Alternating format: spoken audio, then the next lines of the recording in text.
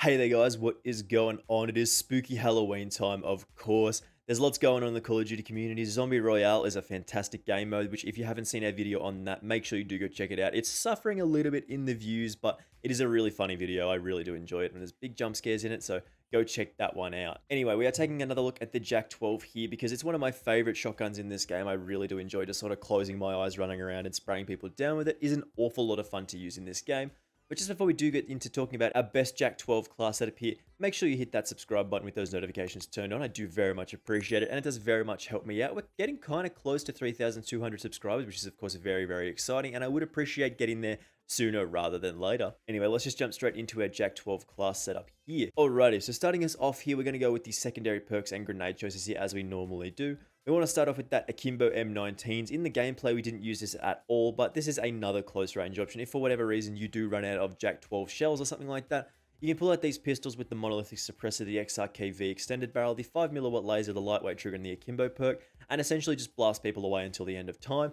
That is if you do run out of shotgun shells, which you typically shouldn't based on the class setup that we've got going on here. Then for the perks, we want EOD for not dying to those explosives, which are really, really common in the game at the moment. Super annoying to die to like C4s and Semtexes and stuff like that, so EOD is a must-have. Ghost for staying off of those UAVs, which is really, really important. So people still run UAVs all the time. They're very easy to get kill streaks, so it's super important to stay off the UAVs. Tracker is another good option with any shotgun class or any sort of class that's trying to be a little bit stealthy. You combine this with dead silence and you see enemy footprints, you follow people around and just rack up easy kills with this.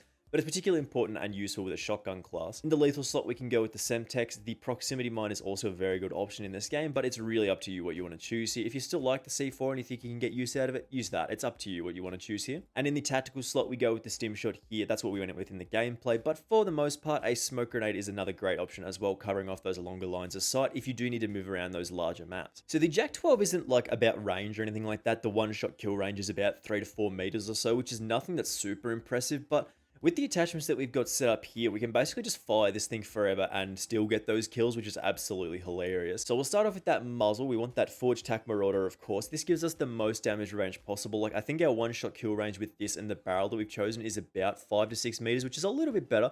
Like, it's nothing spectacular or anything like that, but it's a little bit better than just having nothing. This also does tighten up our pellet spread a little bit, which is really, really nice to get those shots on target as hard as possible. Tightening up that pellet spread means we do more damage with a single shot, which is, of course, very, very nice here. In the barrel, you can switch between the ZLR J3600 Torrent or the ZLR J2800 Influx. Both of these do give us damage range and a tighter pellet spread, but the ZLR Torrent does give us the largest bonus to this and gives us the tighter pellet spread, while the Influx does mean we can move around the map a little bit faster. So this is, of course, up to you what you want to choose here, but we're going with the Torrent for that maximum damage range because getting that extra sort of bit of damage range per shot is really, really nice bonus here. Then we move to that 5mm laser here, of course, a must-have for most shotguns. Basically, that hip fire accuracy and sprint to fire speed is, of course, very, very important to get those sights up nice and quickly where possible. And then sprinting around everywhere is, of course, very, very nice here. And that nice tight hip fire spread really means we can get 1 to 2 shot, 3 shot kills really easily here. Then for the ammunition, we can run the 20 round mags or the 32 round mag. If you equip the 32 round mags, we'd be moving at like LMG speeds, which is not ideal for a shotgun class. So the 20 round mags do give us extra ammo to fire, which is, of course, really, really nice. It means we can just sort of keep going on those longer streaks with this particular shotgun. The slugs are kind of okay with this particular option. The Dragon's Breath is nice in Warzone. The frag mags are a bit of a meme, like they're not super strong or anything like that. They're just a bit of a meme and they can be kind of annoying on objective game modes.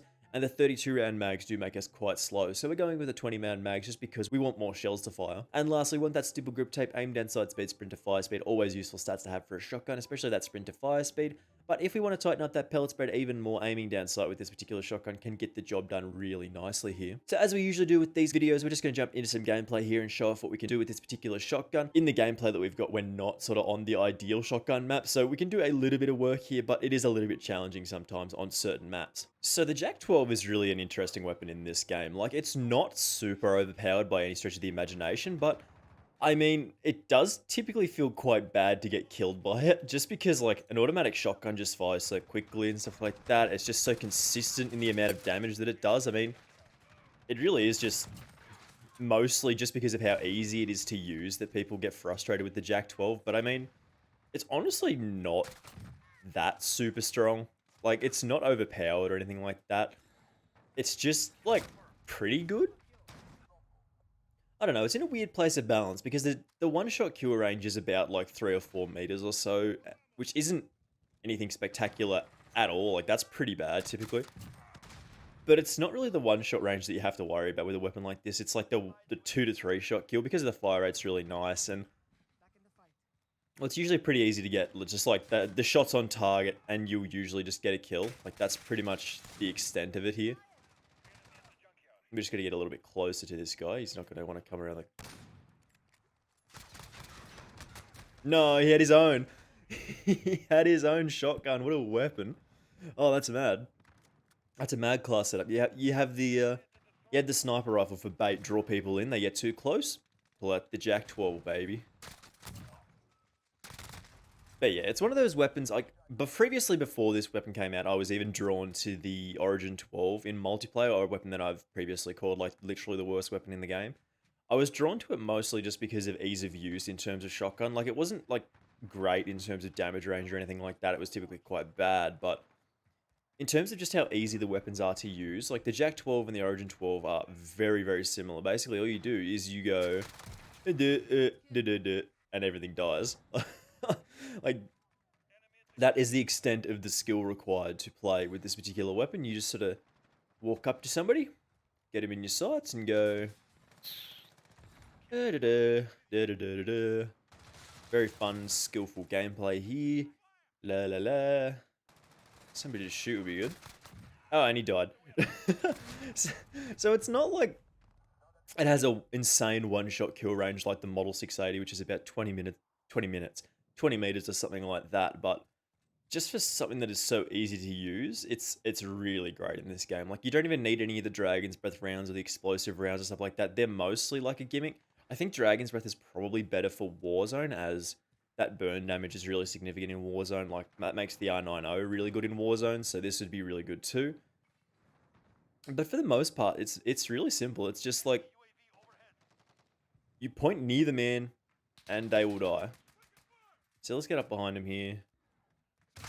Okay, we got picked off. That's a little bit unfortunate. This isn't the ideal map for a shotgun. It's a little bit tricky. You have to play in certain ways where you can't really get seen by everybody, and you have to sort of stay underneath the map and sort of take those flanks. But even on this map, you can just, like, get near people and just blow them up, which is hilarious because, yeah, I don't know if the... Oh, Jesus. I am still waiting for them to drop the old Dragon's Breath shells on this 725. Which I am 100% sure is going to happen at some point, because, I mean, they're kind of just, like, at this point, just waiting to ruin this game. Like, it's pretty much done, so, like, what's the point in not doing it? Which is pretty funny. Like, if they did that, that would be pretty goofy. Let's get up the top. Another guy coming here. Nah, I am not interested in fighting that guy. No, what are you doing out here, man? What are you doing playing around in the snow? God, I mean, that's exactly what I was doing, but I was trying to run away because I only have a shotgun, and that guy's just, like, chilling out there with his M4. Gross. Excuse you? Excuse you, sir. Oh, boy. Oh, boy.